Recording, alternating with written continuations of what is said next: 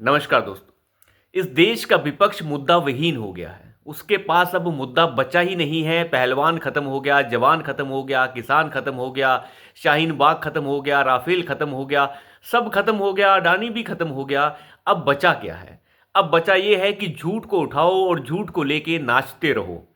यही नाचने का काम विपक्ष जो है पिछले 10 सालों से कर रहा है और अब दोबारा से उसी झूठ को लेके आगे बढ़ चला है।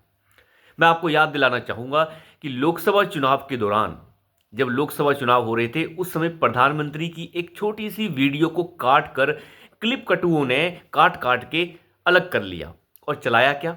उसमें प्रधानमंत्री बोल रहे थे कि हम मुसलमानों को आरक्षण नहीं मिलने देंगे। मुसलमान शब्द काट दिया गया और चलाया गया कि हम आरक्षण नहीं मिलने देंगे। फिर एक और बात थी, उसमें प्रधानमंत्री ये कह रहे थे कि नेहरू आरक्षण के खिलाफ थे, वो आरक्षण के विरोध में थे और साथ ही साथ वो उन्होंने सभी मुख्यमंत्रियों को लिखा था कि आरक्षण का समर्थन ना करें। वहां से नेहरू शब्द हटा दिया गया और बोल दिया गया कि हम आरक्षण के विरोध में हैं। अब अंदाजा आप लगा सकते हैं कि ऐसे क्लिप कटुए जो हैं वो इस देश में इतने भरे पड़े हैं जिनका इस्तेमाल कांग्रेस पार्टी करती है और ऐसे क्लिप को उठाकर प्रधानमंत्री और गृह मंत्री की ही वीडियो चला दी जाती है। कल गृह मंत्री की ही ऐसी एक वीडियो चला दी गई जिसमें यह कहा गया कि गृह मंत्री ये कह रहे हैं कि तुम बार बार अंबेडकर का नाम लेते रहते हो, इतनी बार अगर तुमने भगवान का नाम जपा होता तो तुम्हें जो है जन्नत मिल जाती। तो कुल मिला के अगर आप देखा जाए तो इसका कोई खास मतलब नहीं है। वो एक व्यंग्यात्मक बात थी जो लोकसभा में बोली जा रही थी। दूसरों को ये लगा कि ये क्या बोल दिया गया है, लेकिन जब संसद के अंदर ये चीजें बोली जा रही थी तो उस समय कांग्रेस पार्टी ने कोई विरोध नहीं किया, चुप बैठी रही। 12 घंटे बीत गए, 24 घंटे बीत गए, उसके बाद नंगा नाच नाच गाना करना शुरू कर दिया गया संसद के बाहर। माफी मांगो अमित शाह, माफी मांगो और साथ ही साथ इस्तीफा दो। खैर, इस्तीफा और माफी मांगो तो हर विपक्ष बोलता रहता है, इसमें कोई नई बात नहीं है। लेकिन आपके पास मुद्दा क्या है? आप मुद्दा विहीन हो गए हैं। आप मुद्दा उठा रहे हैं कि भारतीय जनता पार्टी अंबेडकर का अपमान कर रही है। अरे तुम तो अंबेडकर के मरने पे गए भी नहीं। वो नेहरू बुढ़ा जो है, जिस समय प्रधानमंत्री था उसी समय मौत हो गई थी 1956 में अंबेडकर जी की। क्या उसके अंतिम संस्कार में गया था वो नेहरू बुढ़ा? तब तो याद नहीं आई। तब तक तो जिंदा ही था, वो मरा तो नहीं था, अय्याशियां भी कर रहा था। 8 सालों तक जिंदा रहा उसके बाद भी, तब तो नहीं गया वहां पे। ये लोग जो हैं इतने नंगे हैं, इन्हें शायद अंदाजा ही नहीं है कि इनके कुकर्म कितने बुरे हैं। वो नेहरू अय्याश बुढ़ा जो है, जब उनके अंतिम संस्कार पर नहीं जा पाया तो उसने सभी कैबिनेट के मंत्रियों को भी कहा कि कोई नहीं जाएगा। मुंबई का एक कांग्रेस का मंत्री शामिल हुआ था क्योंकि अंतिम संस्कार भी मुंबई में किया गया।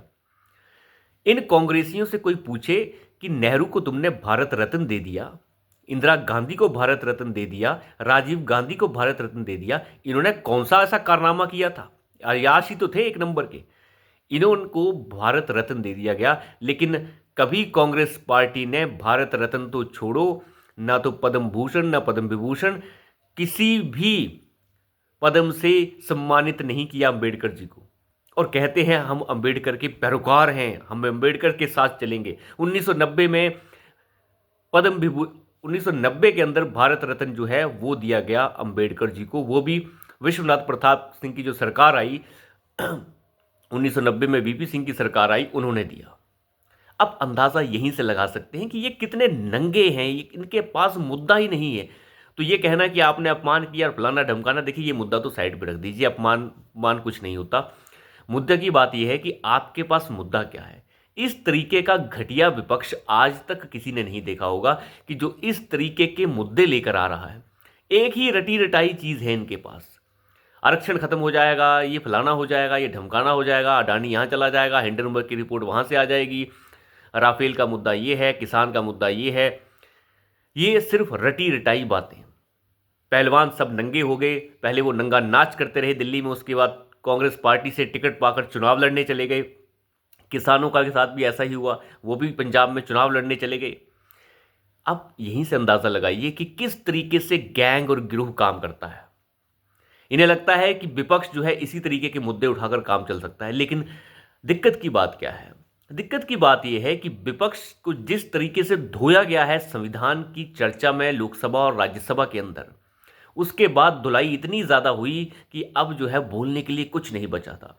तो 12 घंटे बाद याद आई कि चलो अमित शाह ने इस तरीके से बोला था, तो उस क्लिप कटुओं ने काट के दिखाना शुरू कर दिया और ढोल पीटना शुरू कर दिया, माफ़ी मांगो माफ़ी मांगो। अरे मुद्दा क्या है? मुद्दा क्या है तुम्हारे पास बात करने का? संविधान के ऊपर चर्चा होती है तो राहुल गांधी और ये प्रियंका गांधी जैसे नए नवेले जो जखीरे आए हैं वो कहते हैं संभल में 4 लोग मारे गए। अरे संभल में तो 178 लोग भी मारे गए थे जब हिंदुओं को वहां पे मार काट कर दी गई थी 1978 में। वो तो याद ही नहीं है इन्हें। इन्हें तो 4 मुसलमान याद आ रहे हैं क्योंकि वोट ही मुसलमानों और कटुओं का चाहिए। अब यहीं से आप अंदाजा लगाइए कि इन लोगों की मानसिकता किस तरीके से।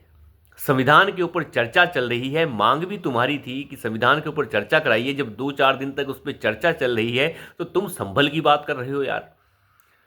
इसका मतलब है आपके पास कोई मुद्दा नहीं है, आपके पास चर्चा करने के लिए भी कुछ नहीं है। और वो जो अधेड़, जो 55 साल का अधेड़ है, जो कह रहा था कि तपस्या करने से शरीर में गर्मी आती है, ऐसे लोगों को सबक सिखाने की आवश्यकता है।